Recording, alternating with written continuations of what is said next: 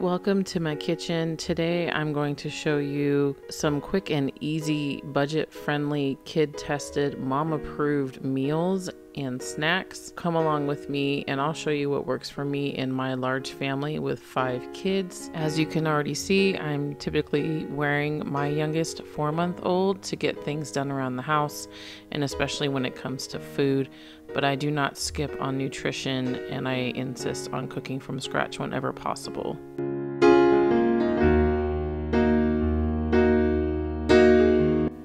One of the staples in our house is bread, whether that be sourdough bread or just regular yeast bread.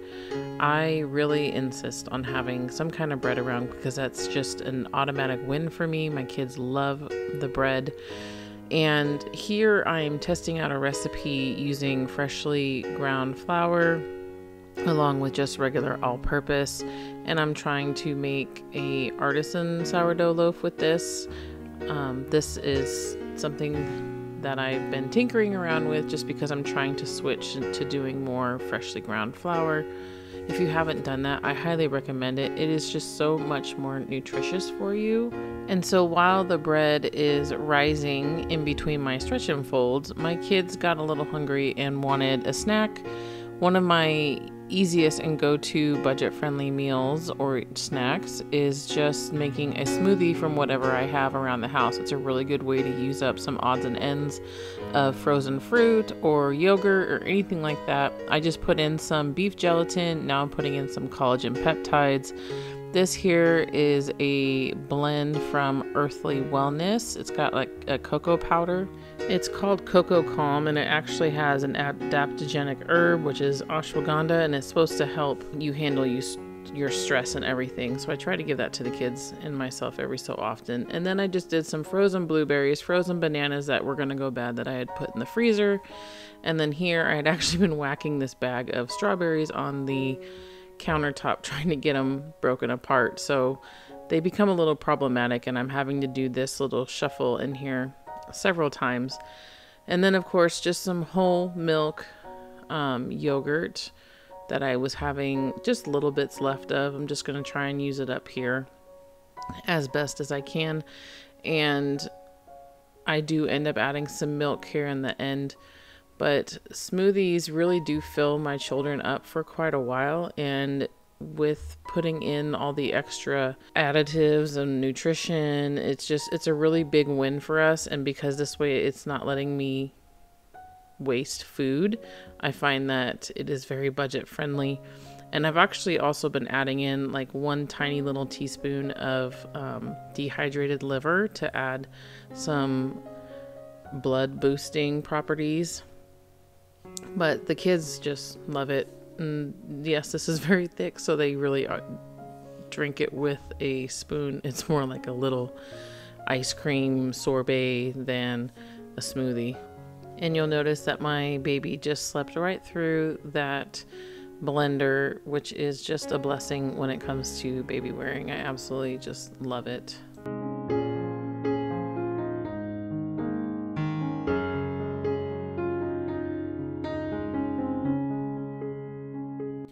And now I'm back to my stretch and folds with this sourdough. You'll see it looks a little bit grainy because of that freshly milled flour, but it really does come together quite nicely. So I wet my hands, and you'll notice how in the beginning I can stretch this pretty well, but towards the end of my stretch and folds, it does get kind of stiff, and that's just the gluten properties. Totally normal.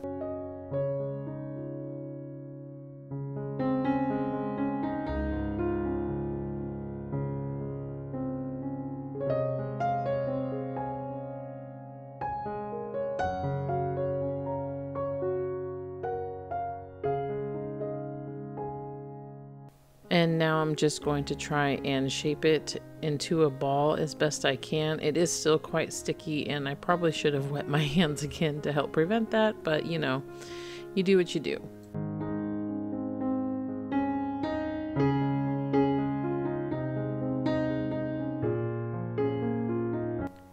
After I'm done shaping it here, I'm going to go ahead and put the lid back on it, and I'm going to put it in a warm spot, which is typically either in my oven on the bread proof setting or next to my oven if I'm baking a lot.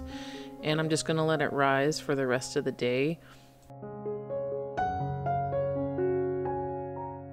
So it has been several hours. My bread has risen quite nicely, so now I'm going to separate it into the 2 different loaves that I'm going to make.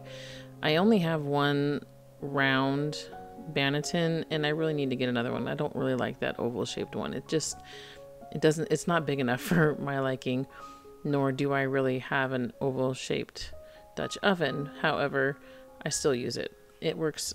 I'll show you. That's actually the one that I'm going to bake up tomorrow, is the oval one. So now I'm just going to put them in their banneton baskets, and then I'm going to get a plastic grocery bag, and I put each one of these inside a plastic grocery bag and into the fridge overnight to retard.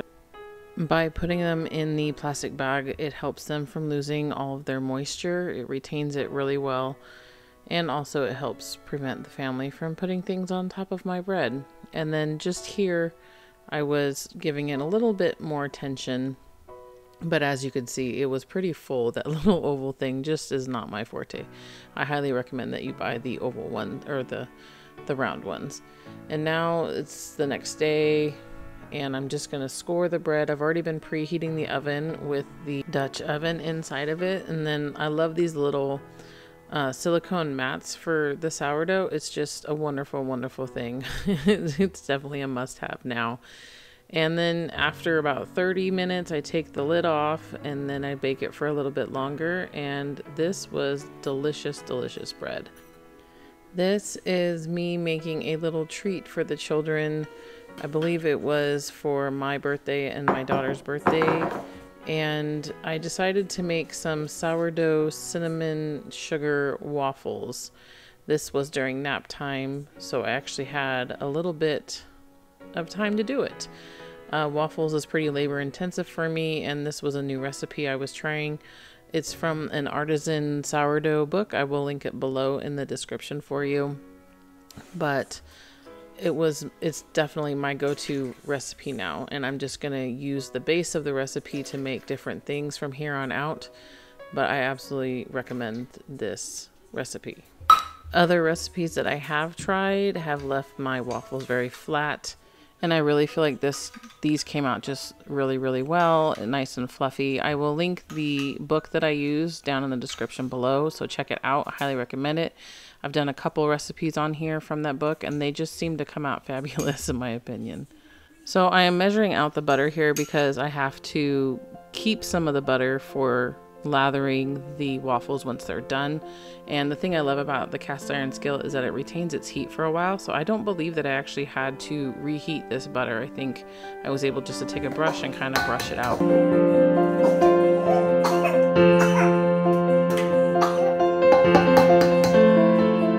I should also add that I am tripling or quadrupling this recipe for my large family.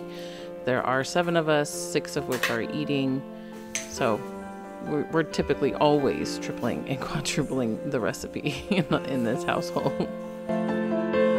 So for this recipe, I am using a ½ cup of leftover starter and 1 cup of whole milk, 3 tablespoons of unsalted butter, 1 large egg, 1 cup of flour, 1 tablespoon of sugar, 2 teaspoons of baking powder, and a ½ teaspoon of coarse fine salt. And then of course you have your cinnamon and sugar topping, which I did kind of briefly touch on. It's, you know, 1/4 cup of sugar and a 1 teaspoon of cinnamon. And again, I did triple or quadruple this recipe, so that I just told you is to make 4 waffles. And this is not my favorite waffle iron. It is non-stick. I do still have to spray it with olive oil. I know the health concerns with non-stick. We just use it so infrequently. And then we're just going to kind of paint really lightly. But I thought you were going to put maple syrup. And then you're going to take your fingers and you're going to go woo. Okay, so go ahead and paint that. Do a little bit more on the outside. You can do a little more butter, honey. There you go.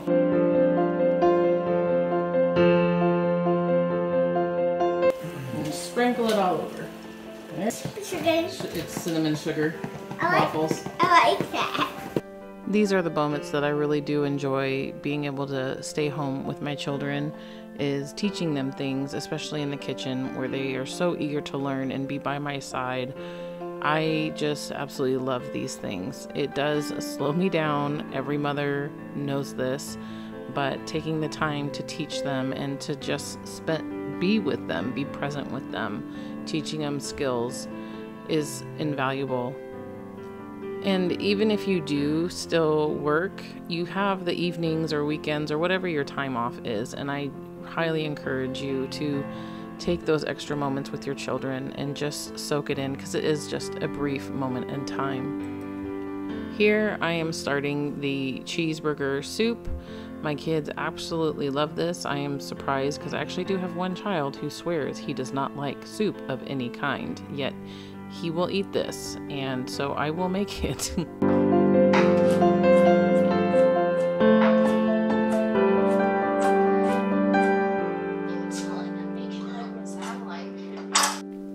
So I'm not really following a recipe per se. I did print one out the first time I made this, and now I just kind of make it based off of what my kids want and what they like. I will put a link in the description to the original recipe if I can remember where it was from. But this is budget friendly for us because I buy all of these staples like celery, carrots, potatoes, ground beef. Those are the staples that I keep in my house for my pantry for meals like this. And even with buying organic, especially if you're buying organic from like Costco, bulk food stores, things like that, or if you're growing these in your backyard, which would be even more less expensive and affordable, these really are great fillers for your meals and snacks even. My kids like to have carrots. They pretend that they're bunnies, and I cut them up into little carrot sticks and they'll eat those happily. And I'm sure everybody here knows to pair peanut butter with celery sticks. So those are main staples in my house. And then you'll also notice that I have a couple jars to the right of homemade bone broth. That's actually chicken bone broth. I don't know how, but I got it so nice and dark and delicious. I honestly think the reason that it's so dark and delicious this time around was because I used all strictly organic, grass-fed, pasture-raised chickens instead of like the rotisserie ones that you get from Costco. That's what I was learning on and used for many years. There's nothing wrong with that. It is still going to be much better and much more budget-friendly and less wasteful to do it that way. So I cut up a few potatoes. I cut up some onions. My 4-month-old is now not happy and he's going up so that I can finish cooking the meal. This is very, very typical for me during my meal times, and I just have to learn to roll with it. Right there, I'm handing my oldest some canned ground beef from a year or so ago that we just need to get through, and that's another budget-friendly way of doing this, is utilizing what I already have stocked in my pantry and it needs to get used up. There it is right there. My daughter has strained it and rinsed it off, and I had already added some butter and the vegetables to the stock pot and was browning them up, softening them up, and then I will be adding the rest of it very shortly as my daughter here tries to shred the cheese. I've said this before in previous videos, but it's an absolute joy to have my oldest child learning alongside me, just like with my other ones, but watching the advancement that she's made since doing this, because I did not always cook. I did not always cook from scratch. I was very much the microwave mom. I was very much the takeout person. And so she's basically been learning right alongside me, watching me grow, learning from me as I'm learning, and even teaching me some things. She likes to ask the internet what certain things can, and she's also a bookworm, and she just loves to read cookbooks and discuss it with me. So you saw me add in all of the bone broth. This is very nutritious, especially on this rainy day. And I added in the potatoes, the mushrooms, and now I'm adding in the previously canned ground beef. And maybe I'm the only one, but I am not particularly fond of canned ground beef. it smells like dog food to me. So I always have to find a way to incorporate it into something to trick myself. My kids have never complained. I'm the picky one when it comes to this. So you saw me add some arrowroot powder. That's a thickener agent. I don't like to use cornstarch. I prefer arrowroot powder when possible.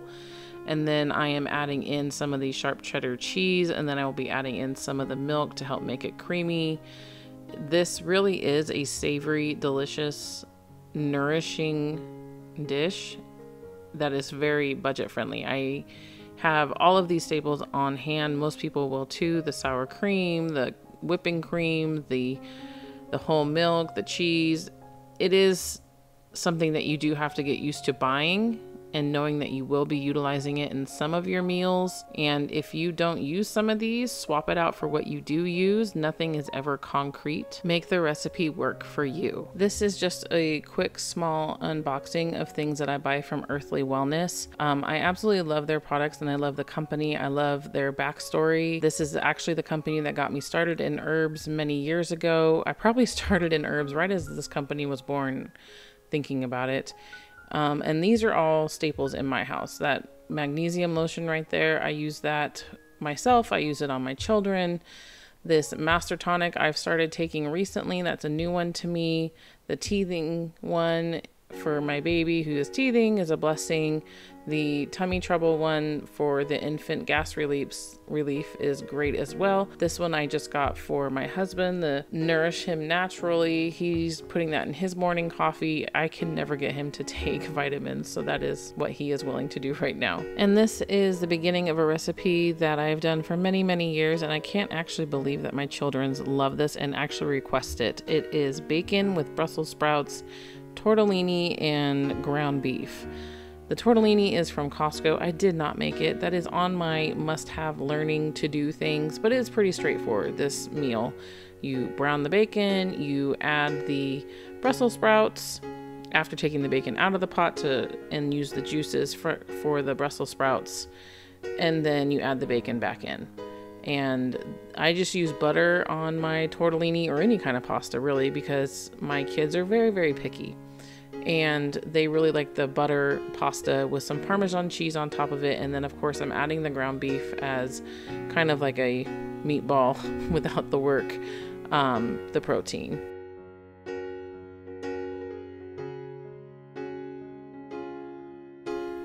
This meal I am making something that is very normal and simple. Most people will have potatoes, most people will have some form of chicken, but I'm gonna switch it up and do something I personally have not done before, which is air fry it. I guess my oven came with an air fryer option and I have never used one before, so I decided on this day to give it a try with these potatoes and make some fries. And then I will also be using some chicken thighs, and this meal was delicious. I cannot believe I did not try the air fryer before this, and if you have not used one, I highly recommend it. Please do get one that is stainless steel though, and not a non-stick coating, because they are toxic, especially when at those high heat levels. I can put a link in the description to one that I have heard very good things about, just to give you a jumping off point. It is kind of expensive, so take with it as you will, but it is a stainless steel one. So basically you saw me coat the potatoes that I cut into fry shapes with some olive oil and some garlic salt seasoning that I'm trying to use up so that I can make my own. And then these are the chicken thighs that I had browned and then put in there.